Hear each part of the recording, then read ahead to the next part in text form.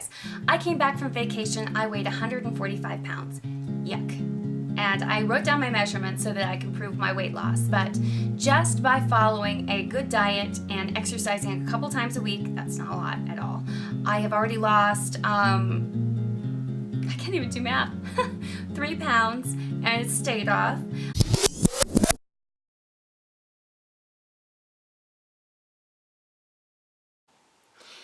Hey y'all, it's Joy again, and I wanted to include a video that is a very different kind of video that I did promise a few of you that I would be doing, and it is a weight loss series. This weight loss series is different in the fact that there are some key principles that I try to utilize.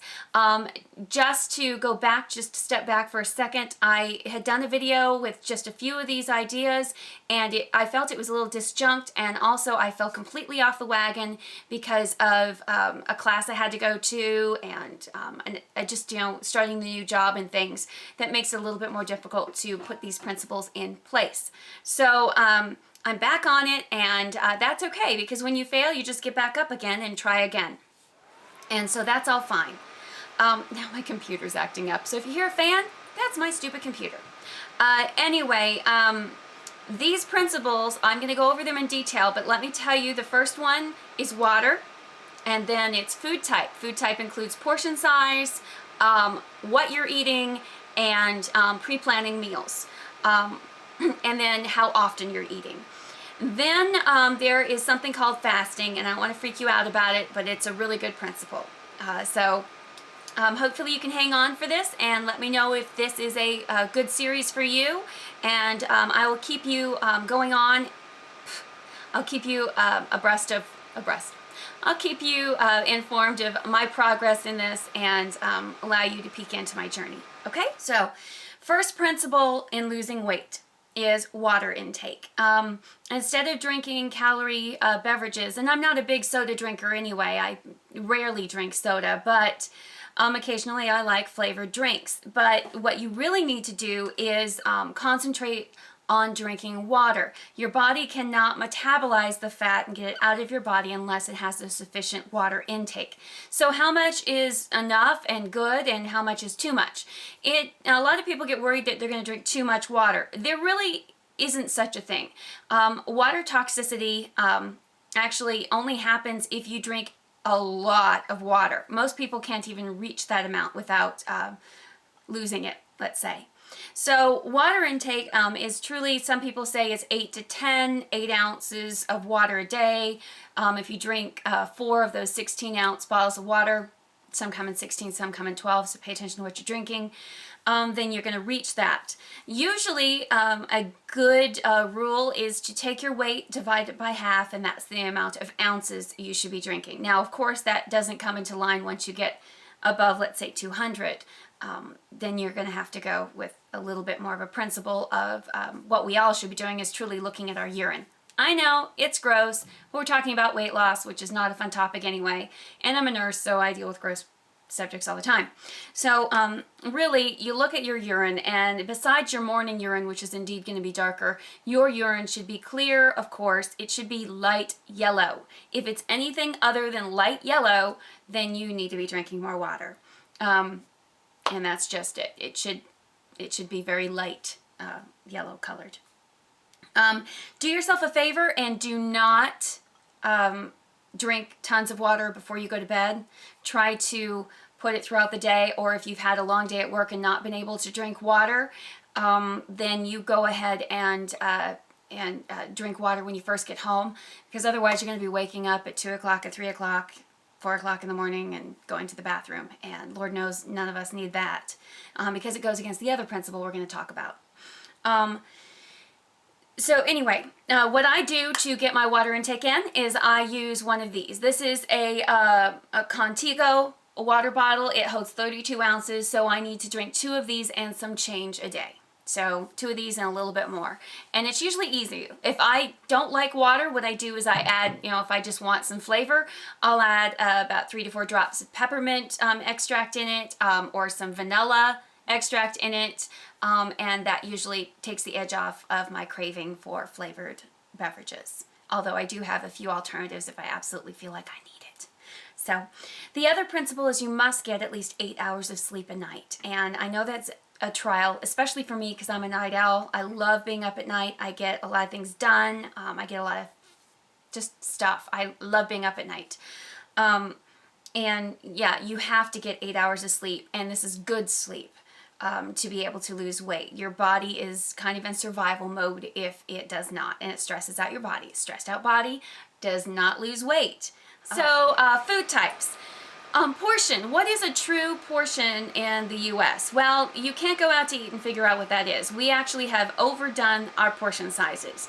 If you look on the box of a pasta, you can see that the serving that they put per their calorie count is not an actual serving size.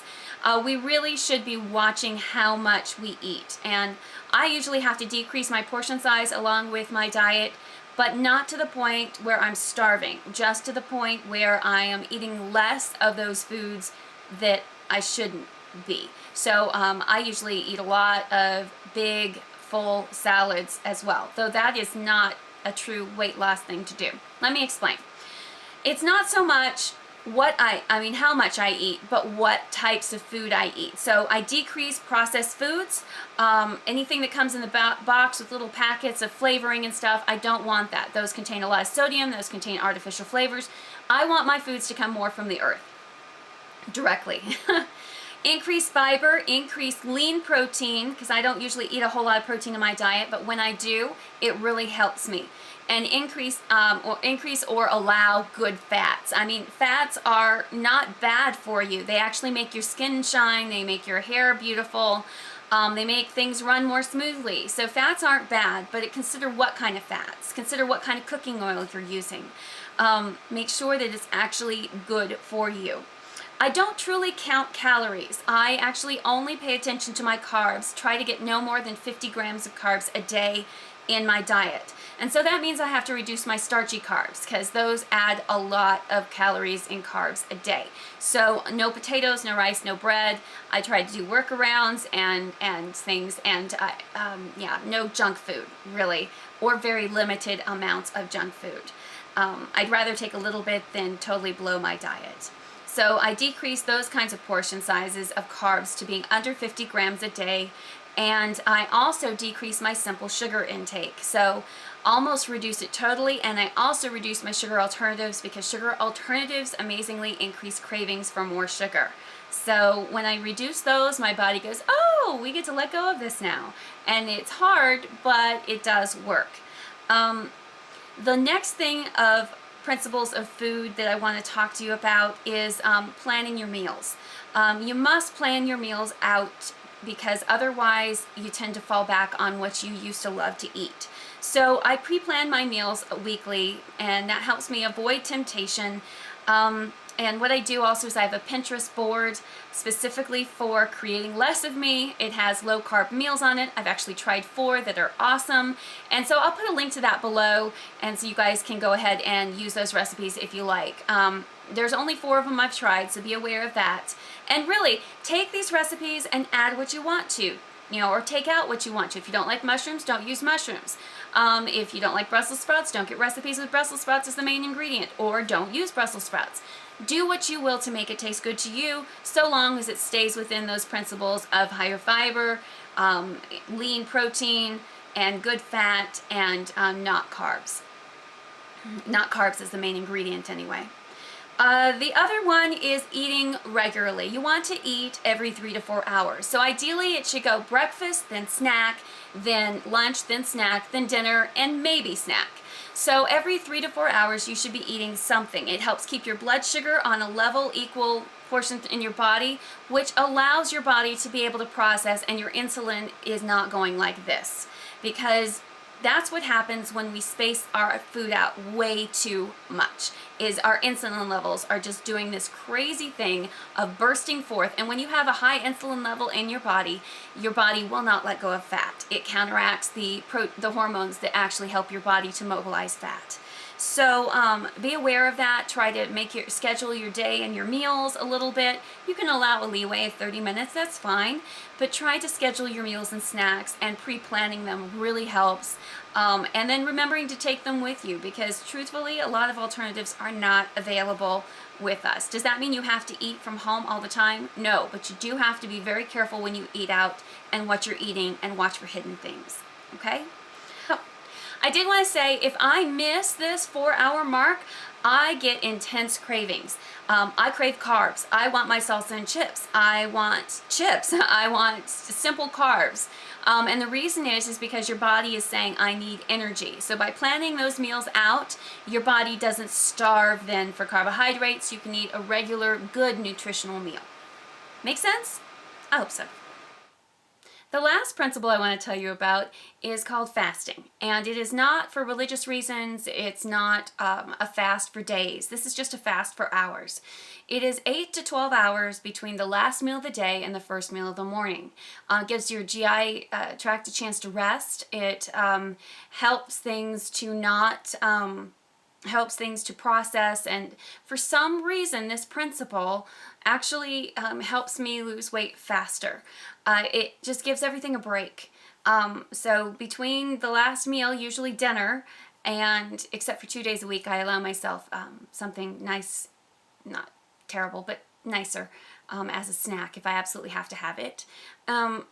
Between that time, whatever that time is, and the next morning, I have to allow myself those 8 to 10 hours. So if my last meal was very late that day, it was 10 o'clock, then I'm not going to eat until at least 8 o'clock the next morning.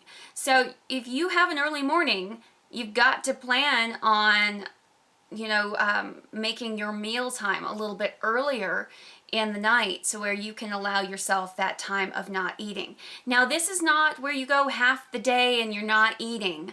That should not happen very often. But try to think that, the last meal is the absolute last meal, and you're not going to consume anything except for water until the next morning. So I sometimes have an herbal tea at night, but try not to add anything to it.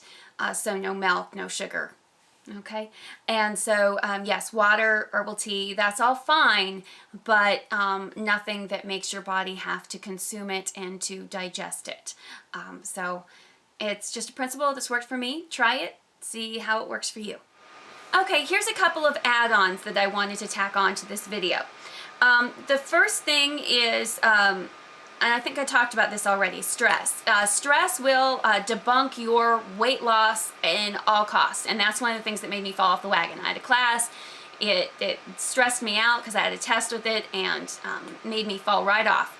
And so with that, you can either decrease your stress with anything that helps you decrease stress. Sometimes that's an herbal tea, sometimes that's a supplement of some kind that helps decrease stress. Sometimes that is practicing yoga or stretching and working on progressive relaxation. Whatever that is for you that works for you. Sometimes it's actually making sure that the stress only goes on for a short period of time, and then there's a light at the end of the tunnel where you jump back on everything. I don't want to add to it and eat a whole bunch of junk, because that's not going to help me in my goals. And then the next thing is that if you have things in your life that you can let go of that add to your stress, it might be a time to re-examine those things, because weight loss and stress they're not good buddies. Someone needs to let go. And then the next thing I wanted to talk to you about is exercise. I'm going to link a video down below from Healthcare Triage. It's a medical kind of thing that I keep track of and I love, but not everything do I agree with, but this is one thing that research has actually come out and shown that this fact is true. So I'm going to link that video down below. Exercise does not assist with weight loss, not at least for the first portion of it. And exercise has many great benefits. It is a fitness benefit. It decreases the chances and risks of heart disease. It helps your body in a lot of other ways. It increases your energy. It helps with muscle mass, which is why people think that it works with exercise, because muscle burns more fat. It burns more energy. It doesn't necessarily burn more fat. But this video will describe to you in a way that I cannot that exercise and weight loss aren't exactly buddies. For this reason, because fitness is my true goal, even though I do want to lose weight as well, I will be exercising. Now, my exercise cannot be greater than 30-minute periods at a time. And the reason is because if I exercise more than 30 minutes in a time period, I will actually have an increase of appetite. And I know this to be true from several articles I've read, but I also know it to be true in my own life. And so I'm going to try to do 2 days of calisthenics and 2 days of what we call HIIT training, which is where you get your heart rate up really fast, almost to the point of not being able to talk, but then you recover. And so you do this in simple episodes. And I will go into that in a later video and give you guys links to what works for me as far as HIIT training, because there's some videos on YouTube, and there's also a video series that I have actually bought that has actually helped me with this. So I am back to trying to lose weight, and I am actually very happy about it because I feel better when I am right between 130 and 135. I am only 5'4", so very little bit of weight kind of shows on me. I feel it. I feel it in my knees. I feel it in my energy level. I definitely feel it in my pants. That sounded nasty, but it just means my pants are too tight, and I don't like it. So hopefully this will help you too, and I'll let you in on this journey, and we'll see how it comes out, and I'm excited. Hopefully you're excited too. All right? Take care. Bye-bye. Forgot to add, if you like videos like this, give it a thumbs up, and if you don't like videos like this, tell me what you do like. Put a comment down below. If you want a specific part of what I'm doing for me to show you, either meal preparation, I will try to do that. That's going to be a little difficult with me with kids and husbands coming in and out, but I will definitely try to do that for you. If you want to see exercise, then I will humiliate myself for you. All of that, just let me know. What is it that you want to see? Okay? All right, now this is really fun. Bye.